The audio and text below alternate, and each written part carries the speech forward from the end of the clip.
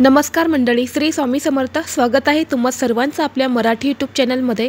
स्वामी महाराजांच्या कृपेने तुमच्या सर्व चांगल्या इच्छा पूर्ण हो, हीच मी स्वामींच्या चरणी प्रार्थना करते आणि आज या नवीन व्हिडिओला सुरुवात करते. येत्या 8 मार्चला म्हणजे शुक्रवारी या दिवशी आलेले आहेत महाशिवरात्री. महाशिवरात्र ही भगवान शिवशंकरांना समर्पित असते.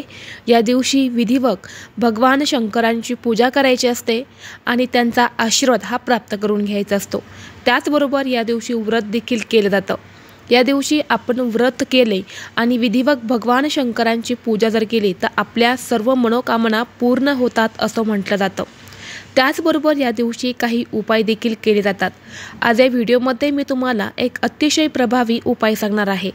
आपल्याला या महाशिवरात्रीच्या दिवशी अन्नपूर्णा देवीला अशी एक वस्तू ही अर्पण करायची आहे.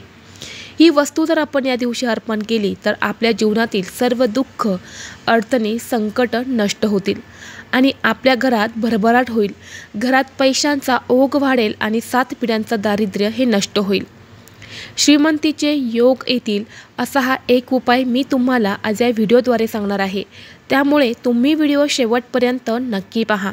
चॅनलवरती नवीन असाल तर सबस्क्राईब करा आणि असेच माहितीपूर्ण व्हिडिओ पाहण्यासाठी बेल आयकॉनला प्रेस करा.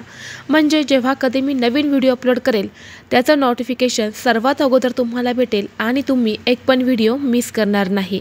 महाशिवरात्रीच्या दिवशी ज्या प्रकारे भगवान शंकरांची पूजा करायला महत्त्व दिलं जातं त्याच प्रकारे अन्नपूर्णा मातेची पूजासुद्धा करायला विशेष महत्त्व आहे. कारण अन्नपूर्णा माता जी आहे तर ही दुसरी तिसरी कोणीही नसून साक्षात माता पार्वतीचाच एक अवतार आहे आणि म्हणूनच या दिवशी माता अन्नपूर्णेची पूजा करायला विशेष महत्त्व आहे. अन्नपूर्णा मातेची मूर्ती ही आपल्या प्रत्येकाच्या घरामध्ये असतेच. जेव्हा आपल्या हिंदू धर्मामध्ये मुलीचं लग्न होतं आणि जेव्हा मुलगी ही लग्न करून सासरी जाते आणि सासरी जाताना त्या मुलीला अन्नपूर्णा मातेची मूर्ती ही दिली जाते. कारण ती मुलगी त्या घरामध्ये एका अन्नपूर्णा मातेच्या स्वरूपात जावी आणि त्या घरामध्ये कधीही धनधान्य संपत्ती ही कमी पडू नये म्हणून एका नवीन लग्न झालेल्या मुलीला अन्नपूर्णा मातेची मूर्ती देण्याची परंपरा आहे. म्हणून प्रत्येक घरामध्ये अन्नपूर्णा मातेची मूर्तीही असतेच. परंतु या अन्नपूर्णा मातेची पूजा आपण विशेष काही करत नाही. परंतु आपल्याला या महाशिवरात्रीच्या दिवशी ही वस्तू नक्की अन्नपूर्णा देवीला अर्पण करायची आहे. देवी पार्वती ही अन्नपूर्णेचे रूप धारण करून पृथ्वीवरती अवतरली होती आणि तिची जर पूजा आपण आपल्या घरात जर केली तर घरात सुख, शांती, समृद्धी ही कायम टिकून राहते. आपल्या घरात कधीही अन्न आणि संपत्तीची कमतरता ही भासत नाही. माता अन्नपूर्णा देवीलाच माता पार्वतीचं दुसरं रूप मानलं जातं. असं म्हटलं जातं की एकेकाळी पृथ्वीवर अन्नाची तीव्र टंचाई होती आणि त्यामुळे सर्वत्र भूक आणि उजाड पसरलेले होते. लोकांना प्रचंड त्रास हा सहन करावा लागला आणि ते अन्नाच्या एका दाण्यासाठी तळमळू लागले. लोकांचा त्रास जाणून ब्रह्मा आणि विष्णूने भगवान शिवाची पूजा केली होती आणि या योग मुद्रेने त्यांना जागे केले आणि संपूर्ण प्रकारची माहिती दिली. त्यानंतर भगवान शिवांनी पृथ्वीवरती भ्रमण केले. पार्थिवची ही अवस्था पाहून माता पार्वती अन्नपूर्णेच्या रूपात अवतरली. त्यांचे दुःख दूर करण्यासाठी पृथ्वीवरती अवतरली आणि म्हणूनच अन्नपूर्णा मातेला अन्नाची देवी असं म्हटलं जातं. आणि म्हणूनच ज्या घरामध्ये अन्नपूर्णा मातेचा वास असतो, ज्या घरामध्ये अन्नपूर्णा देवीचा आशीर्वाद असतो त्या घरात कधीही धन, धान्य, संपत्ती ही कमी पडत नाही. आणि म्हणूनच आपल्याला हा जो उपाय आहे तर हा उपाय करायचा आहे.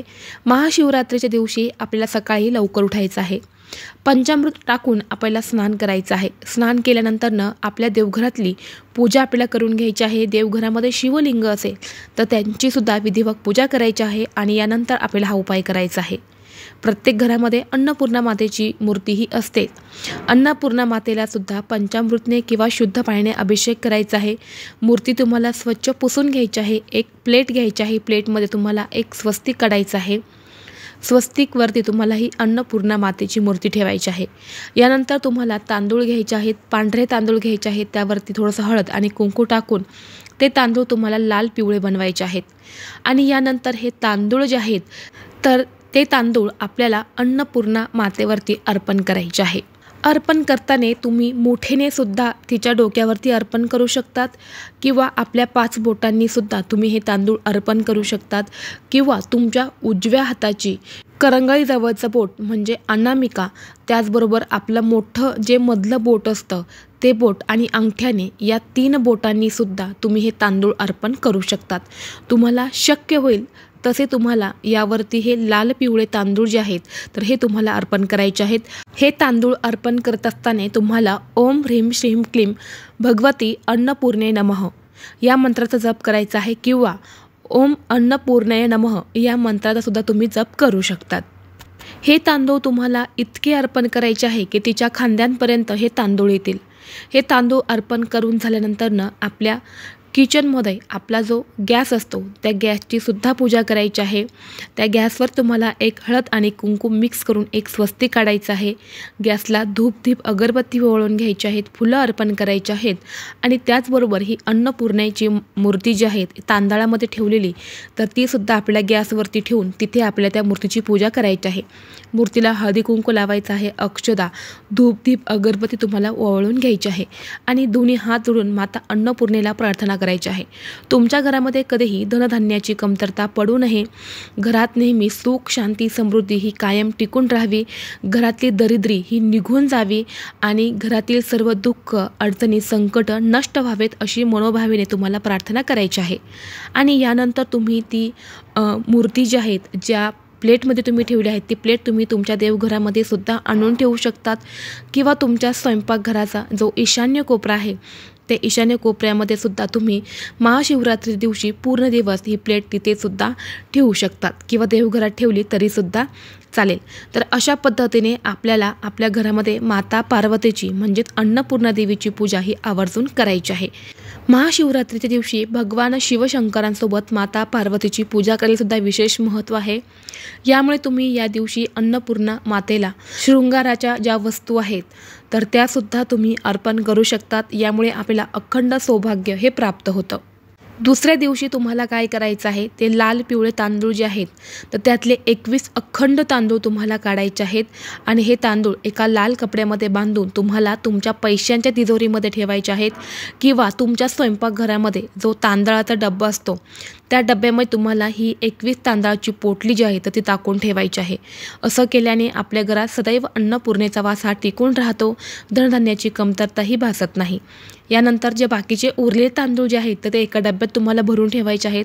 जेव्हा तुमच्या घरामध्ये काही शुभ कार्य असतं, काही पूजा असते तर त्या पूजेमध्ये तुम्हाला या तांदळाचा वापर जो आहे तर तो करायचा आहे किंवा घरामध्ये एखादा लग्न सोहळा असेल तर तिथे सुद्धा तुम्ही हे तांदूळ वापरू शकतात। ते लाल पिवळे तांदूळ काढून घेतल्यानंतर त्या ठिकाणी तुम्हाला पुन्हा पांढरे तांदूळ टाकायचे आहेत एका वाटीमध्ये आणि अन्नपूर्णा मातेची मूर्ती त्यामध्ये ठेवून आपल्या देवघरात स्थापन करायचे आहे। व्हिडिओ आवडला तर लाईक करा, चॅनलवरती नवीन असाल तर सबस्क्राईब करा आणि असेच माहितीपूर्ण व्हिडिओ पाहण्यासाठी बेल आयकॉनला प्रेस करा। चला तर मग भेटू असंच पुढल्या एका नवीन व्हिडिओमध्ये। तोपर्यंत सर्वांना श्री स्वामी समर्थ।